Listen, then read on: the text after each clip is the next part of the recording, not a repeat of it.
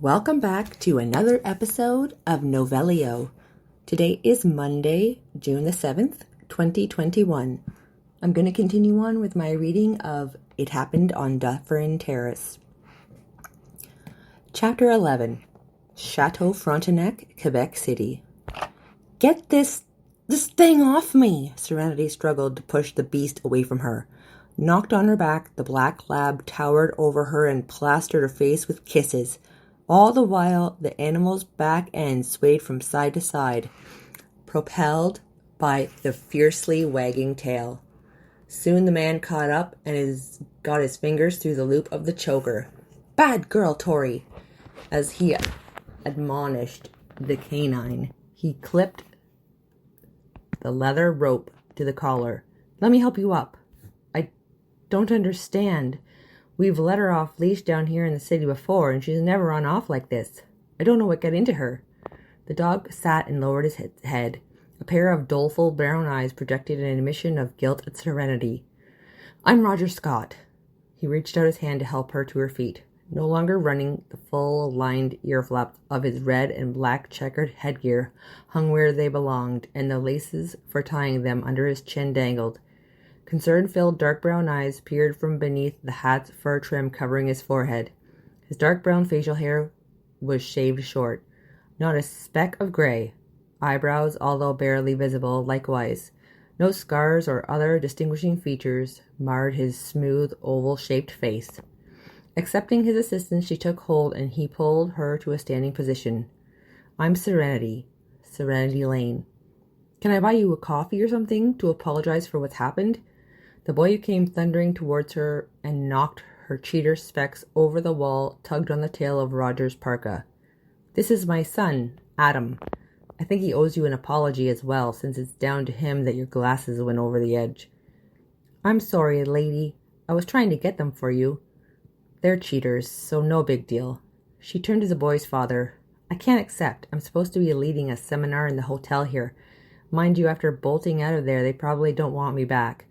I can't believe I was so rude and unprofessional losing my cool like that." Gulping down a breath, she patted the dog's head. "And you?" "Tori," said Adam. "No more running off and knocking people down. You could have hurt me." "Let me at least walk you to the entrance. You're not exactly outfitted for being out here in the snow." She accepted his assistance and held his arm. With Roger supporting her, her feet still skidded on a few icy patches between the promenade and the archway. Serenity pulled open the conference room door.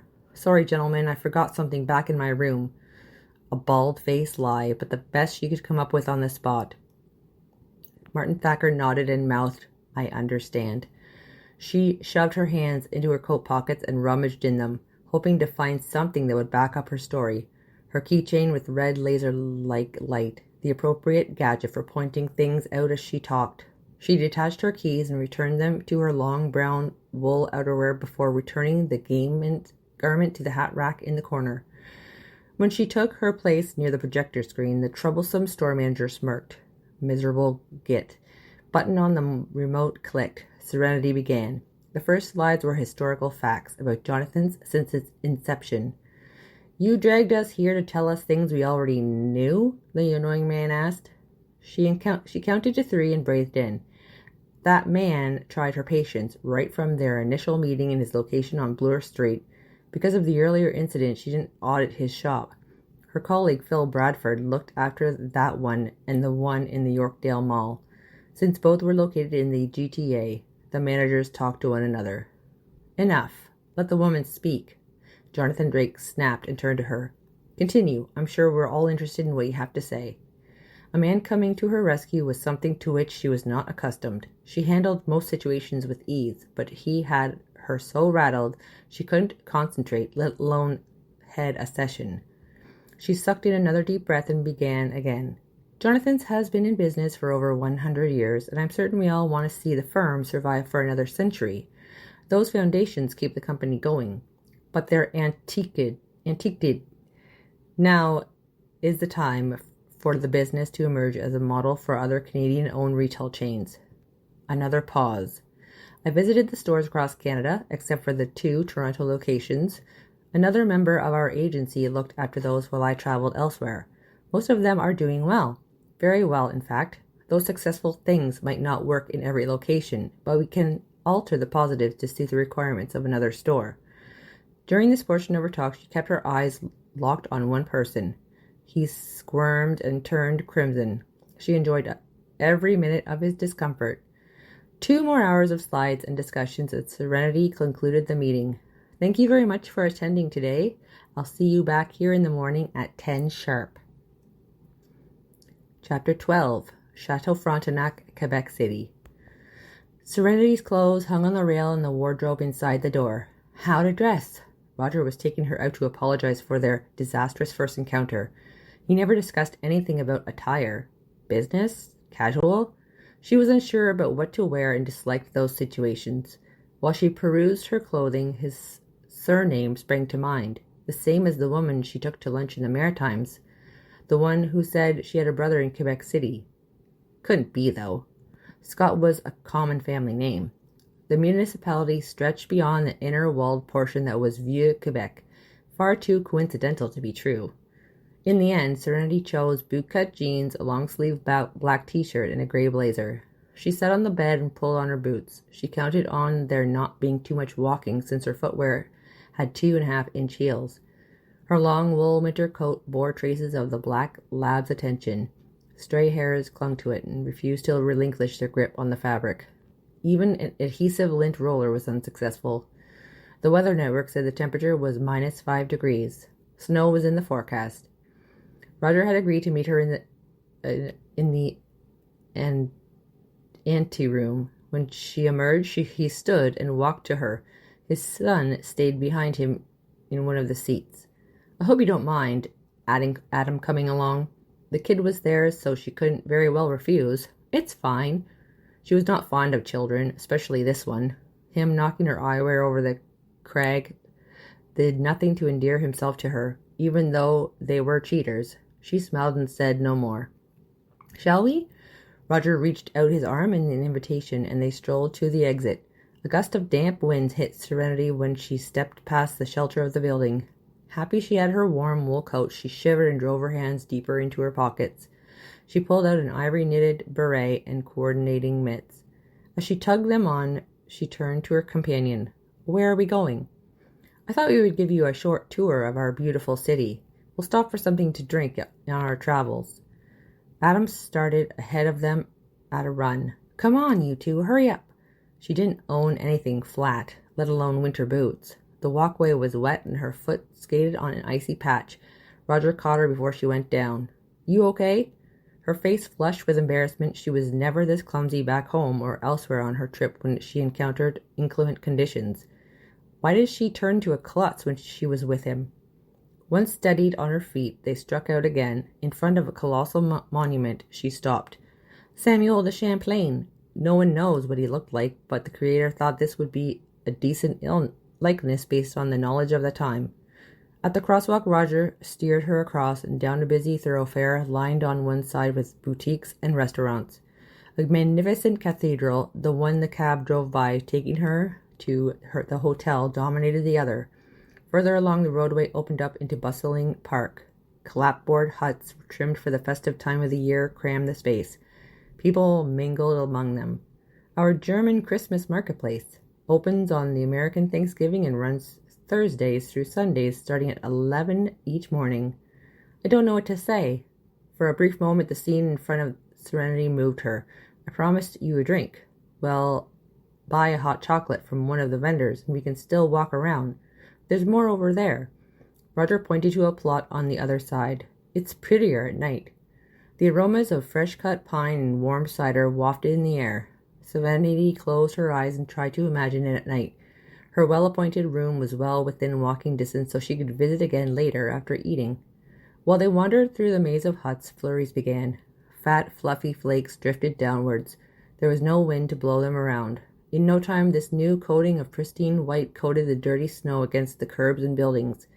Exiting the one parcel of the bazaar, they navigated to the next one. Roger found the place he wanted and ordered their cocos. Styrofoam cups with lids in hand, they proceeded. Adam maintained his distance in front of them. He stopped at a bench near 2 gypsy-like wagons and sat. Serenity joined him. A moment or two sitting to rest her feet made for a relaxing breather. The boy's father stood facing them.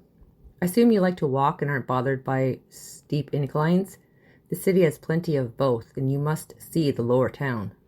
Under normal circumstances on flat, bare ground, heels or no heels, she loved going out for a stroll. Being in a strange place in the snow and traversing hills without appropriate footwear intimidated her. I enjoy walking. I do a lot of it in Toronto. Have you been to the highest part of the CN Tower? Walked outside up there? Asked Adam. No. Sports events? None of them either. What do you do for fun? The young boy's question stumped Serenity. His idea of amusement was the polar opposite of hers. Her career came first, and she invested many long hours in the office. The rest of her time was wasted commuting between her job and home. The word or any related synonym wasn't in her vocabulary. Hard work, perseverance, and success were. She didn't have a chance to answer before he asked another question. Are you married? Adam, Roger scolded. Serenity's face seared with embarrassment. Marriage didn't enter her plans. She had never been interested in anyone enough to contemplate such a thing. A spouse would only hold her back. No, she liked her life as it was. Sorry about that. No worries. Children are naturally inquisitive. Her lips tugged into a smile. The little toe rag, she wanted to string him up. The hairs on the back of her neck bristled. Serenity sipped her hot chocolate. The longer they lingered, the more people arrived. What else is there to do besides this? Plenty if you're wearing sensible shoes or boots, depending on the season. I'll show you a place where you can shop for some, if viewing more of the old part of the city appeals to you. That would be nice. Nice? What was that? She was coming unglued. Her, a workaholic, said a tour of Quebec City would be nice. After they finished, Roger ushered them along Rue de Jardin. He held her hand, ready to catch her and prevent her from taking a tumble. See over there? Nero Bianco. Serenity nodded. Do you want to go now? I'll go with you if you like. As long as someone speaks English, I'll be fine. I prefer to go on my own if you don't mind. Not at all. Where to go? The lower town was out, even with the funiculaire to transport them up and down. Even so, it was something best done when she wore appropriate apparel. There were plenty of restaurants, bistros, and pubs inside the walls of old Quebec. He wanted to get to know Serenity better. His son in tow hindered things. At some venues, children under the age of 18 after a particular hour were not allowed on the premises because they served alcohol. Would you like to go out for a proper drink this evening? Say about 8? Christiane, who lives next door, could come over and keep an eye on Adam. Dad! He shot the boy at the look, and the protest ended. Roger turned to her. Well? Why not? I love the companionship and the prospect of seeing more of the city. You told me it was magical after dark, all lit up. I'll pick you up at your hotel. I'll have sensible boots by then. Serenity smiled as father and son walked away, the young boy holding his dad's hand and looking up at him. What was he thinking? What was she thinking? Was Roger married? Divorced? Widowed? He couldn't be the former, could he? If he were, he wouldn't be bringing his child on dates with other women. Once he disappeared around the corner, she walked across the street. On display was a varied selection of seasonal footwear, shoes, dress boots, and handbags. A white pair with gray faux fur, trim, and fuzzy lining caught her eye. They also came in red and black. The light color wouldn't stay clean long, she reasoned. But then the others wouldn't either. She nudged the door open and took a couple of tentative steps over the threshold. Bonjour, puis-je vous aider? A sales clerk with long jet black hair and lots of makeup asked. What did she say? After the greeting, she didn't know what the girl said. Hello, I don't speak French, I'm afraid. The clerk summoned another employee. Relieved to be able to understand this person, a short time later she left the store with appropriate footwear. By the time Serenity walked out of the store, the skies had darkened. Now the lights in the trees and decorations shone brighter. She returned to the market. On her own she could browse the various stalls and take as little or as much time as she liked at each one. Knitted goods, books, jewelry, toys, food, and an alpine cafe utilized the various wooden buildings. This time she perused the wares at her leisure. A chunky silver necklace, bracelet, and earring set were purchased from one vendor, and a faux fur pom-pom keychain from another. Most of the tomes were not in English, so were of no use to her since she didn't speak the language. Still, if she were to come to Quebec on regularly, she would need to learn. A night course when she got back to Toronto ranked high on her to-do calendar. Now to prepare for a date with Roger. She was a nervous wreck delving into the unknowns once already today. What to wear? At least put on the accessories, fasten her keys on the fuzzy pom-pom keyring, and link the impulse acquisition to the strap on her handbag. Inside her room, she flung her purchases on the duvet, her beret and mittens along with her coat, topped with a stack of discarded goods. She had not been out and about long, but her feet ached. Sitting on the end of the bed, she pulled one boot off, then another. A steaming bath before going to one of the establishment's restaurants for a bite to eat would be welcome.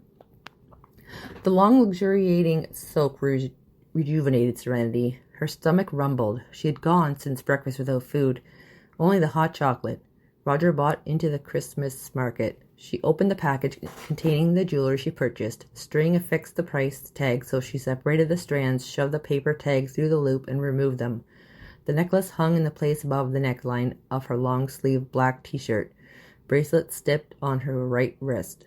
All that was missing were the earrings. For them, Serenity had to move to the full-length mirror beside the desk. After removing her pearl studs, she replaced them with the fishhook-style handcrafted ones. After a quick appraisal in the mirror, she grabbed her coat and purse and rushed to the elevator. Butterflies churned in her stomach. This sensation was new to her. Never interested in boys, or men for that matter, she was always too driven by her need to succeed.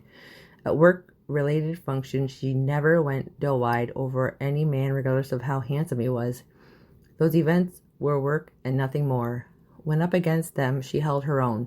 Now she was nervous and almost giddy like the girls from her high school when they fancied the guy. In her haste to see Roger, she forgot to make a reservation at the bistro. Luckily, she got a table, one near the window where she could look out over the St. Lawrence. People ambled by on the boardwalk over the escarpment. Everything on the menu looked delicious. Serenity didn't want to eat a generous portion, nor anything with pungent spices like garlic. In the end, she decided on the warm asparagus salad and a pot of green tea. After the waitress noted her request, she tapped her fingers on the oak table. Only when she received scowls from nearby patrons she stopped, put her hand in her lap, and took in the view. The brasserie was busy, so she could have a wait before she got her food. She didn't want to have to wolf down her meal to be ready when he arrived. Her supper came about half an hour after placing her order. At least now she had something else to concentrate on in place of her nerves. The salad was amazing. Lemon tarragon vinaigrette completed the woody flavor of the asparagus and the smokiness of the bacon. The poached egg cooked to perfection, the yolk still an orangey yellow, just cracked but cooked all the way through. Chapter 13. Roger's home, Rue de Rempart, Quebec City. Roger delayed leaving his house until almost 8 o'clock. Christiane came over to about 7:30. There was no reason he couldn't have gone sooner. Was he trying to put off the inevitable? Not since meeting his late wife, Bridget, all those years ago he had dated. They courted for 2 years before they married. At the time of her death, Adam was 7. 3 years had collapsed from that time. 12 years in total. How different from back then. What, if anything, did Serenity expect of him? Before he left the house, he stopped at Adam's room. The kid sat cross-legged on the floor, engrossed in a game of Clue. Happy games were still in favor. He smiled. Night sport. He tousled his son's hair. You going to see her from this afternoon? Yes. She's pretty. Are you going to marry her? The question took Roger by surprise. Something best ignored, although he did agree with the boy's assessment of Serenity's appearance. She was attractive, drop-dead gorgeous, but sadness brimmed over in her almond-shaped blue eyes. Someone or something had hurt her in the past. Hurt was an understatement. Crushed and devastated were better descriptions. Yes, she is pretty. No, I'm not marrying her. He pulled Adam's door shut and leaned against the wall in the corridor. Guilt washed over like an icy St. Lawrence River wave. Roger scrubbed his hands down his face, then laced his fingers behind his head. Maybe he should phone Serenity and call off their evening. How? He didn't have her number. Cold feet or not, he couldn't cancel. Slate-colored wool scarf around his neck and trapper hat on his head, he shrugged into his black Eddie Bauer down parka. Once he was on the street, he tugged on his thermal gloves. Since sunset, the temperature plunged at least 10 degrees. The open water added dampness to the air, adding to the wind chill. They agreed to meet at her hotel. Not coming wouldn't be fair. Rather than go inside right away, when he reached the Chateau Frontenac, he walked over to the handrail along the walkway. Colorful reflections from the city of Lévis sparkled on the otherwise black water. The river's shade mirrored Roger's emotions. From the time he began dating Bridget, he never gave another woman a second glance. Until now. He wasn't cheating on his wife, was he? What to do?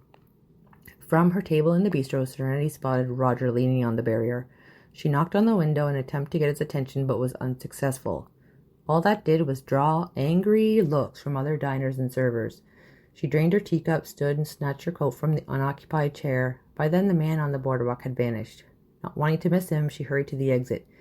When she breezed into the passageway of the Grand Castle, he wasn't there. Let down again, the story of her life. Her disappointments came courtesy of her parents as opposed to a man, but they just hurt just as much. She slumped against the wall. Roger was different. At least she thought he was. He loved his son, felt terrible when his dog sent her flying. He even took her for a short walk earlier in the day and arranged nighttime sightseeing under the magic of the holiday decorations. Sorry I'm late. Serenity turned at the sound of the man's voice. He looked at her apologetically. His expression reminded her of the way his black lab looked at her. He removed her coat from her arm and helped her into it. There are quite a few places to go, but I think we'll go to Lower Town. We can take the funicular or hike down Rue de la Montague. I think that's the finest way to take in the full effect of the beauty down there. I know a peaceful place where we can go have a drink and talk. Best part is we can hear each other and don't have to shout. We can walk. I don't mind that now that I'm wearing sensible shoes. Foot raised in front of her, she showed off her newly acquired winter footwear. Nervous and unsure if he should, Roger hesitated but took her hand in his. She didn't pull back from him. This was a good sign. He guided her to the staircase near the corner of Dufferin Terrace. Take hold of the railing. These outside staircases can be slippery. I'll go first, so if you slip, you'll have something soft to land on. Roger chuckled. At the bridge to Montmorency Park, they still had numerous flights to work their way down until they reached the street below. Well, it was well-lit boutique windows marked Rue de la Montagne. Their storefronts were far from Christmassy. Now they were no longer descending the steps. He retook her hand. The sidewalk was difficult to traverse. Roger's knees seared, notwithstanding the fact that he walked everywhere up and down the hills. This slope was one of the steepest in the walled city. Roger anticipated Serenity's reaction when she saw Rue Petit Champlain. The bustling, confined artery was one of his late wife's favorite destinations during the holiday season. Was that why he thought about taking her there? The road leveled off and curved to the left. Small evergreen trees afire with specks of light stood sentry in front of the buildings. Once past the last shop on the right, the walkway widened. This is it. We're here. He steered her to the head of yet more flights of stairs. Chapter 14. Rue de Petit Champlain, Quebec City. Suspended overhead and snowflake-shaped lights brightened the street. Lit Christmas trees rose out of cinder blocks outside the shops and eateries. Serenity gasped. As she stood there, fluffy white snowflakes fell. The scene, although already magical, became more so. Never had she seen such a perfect sight. As a child in Toronto, she rarely saw Santa Claus parade. Never mind a street like this. A good number of the people in her neighborhood were scarcely above the poverty line, but some made an effort to decorate for Christmas. Not her parents, though. Her father sat in his chair in a wife-beater shirt, bottle or can of beer at his side. Most times he was practically comatose from the booze. Her mother locked herself in her bedroom, unable to cope with the world. A tear spilled down her cheek, and she dashed it away. She was tougher than that. To survive her youth, she had to be. Memories like those didn't deserve a replay. The vision in front of her was beautiful and serene. People below ambled along, part of the perfect scene. Couples held hands or strolled arm in arm. Families walked with their children. Shall we go? Roger's voice snapped Serenity out of her reverie. She nodded. He retook her hand, and they descended the steps to the paving stone cobbles. You okay? You seemed miles away." "Yes." Not far down the street, a small tract stood on the right, while bulbs sparkled on a cluster of evergreen trees under an arbor festooned with pined boughs, gift wrapped in a bright paper and Christmas baubles. Red Muskoka chairs surrounded a crackling fire pit. People chatting on checking their phones occupied most of them. A large crimson throne stood off to the side across the blaze. By now the ground wore a carpet of white. The snowflakes, far fatter and fluffier, continued to fall. 2 small children scrambled into the park. They chased each other around just before jostling to get to the seat. A foreign but wistful feeling came over her. Something about being here in Quebec City with this man was transforming her into a marshmallow. Her childbearing years were coming to an end. She never included children in her plans. Her career came first, so why now? When they reached the Italian restaurant, Roger held the door. About to step through, a tractor-trailer sped around the corner, its operator applying the engine brake slowly for the light. The powerful diesel engines rumbled, changed pitch, becoming louder and more menacing. The use of these, especially in this part of town, needed to be banned. They were loud, and when used, a person couldn't hear themselves think, much less carry on a conversation. Exposed timber beams lined the ceiling. The white partitions were at least 2 feet thick with round-topped windows above ground level. A gas-burning fireplace stood on the far wall. The fire blazing, red colanders of various sizes, oil lanterns of the same color, and wooden crates bordered the ledge along the foundation. Artificial Christmas greenery with berries filled in the gaps. The host escorted them to a table near the hearthside. He pulled out the chair for Serenity. Once she settled, the man left menus with them. "This place is quiet, and you don't have to shout to hear yourself over the noise," Roger said. "Lovely." She shifted in her seat. "So what do you think of our city?" "I love it. So historical." That was a dumb thing to say. Quebec was one of the earliest places to be settled in Canada. What I meant was, I'm thrilled modernization hasn't taken over. The advantage of being declared a heritage site, unfortunately, it comes with a backlash. Tons of red tape and hoops to jump through if you want to do anything to your property, not to mention real estate prices are astronomical. Everyone had their impression of astronomic pricing. To some, the price Serenity paid for her condominium in Toronto was outrageous. Unaffordable to many, she likened the housing costs in her area to those inside the wall here. Better yet, those beneath the precipice. "You know a little about me, but I don't know anything about you other than you're staying at the Chateau Frontenac and attending a conference in town. My dog could have seriously hurt you." "Let's not go there. Not my finest hour." "Nor mine. So tell me about Serenity." "Isn't much to tell." The host returned to take their order, bringing their discussion to a halt. "I'll have a Guinness. What are you having?" "A pot of green tea, please."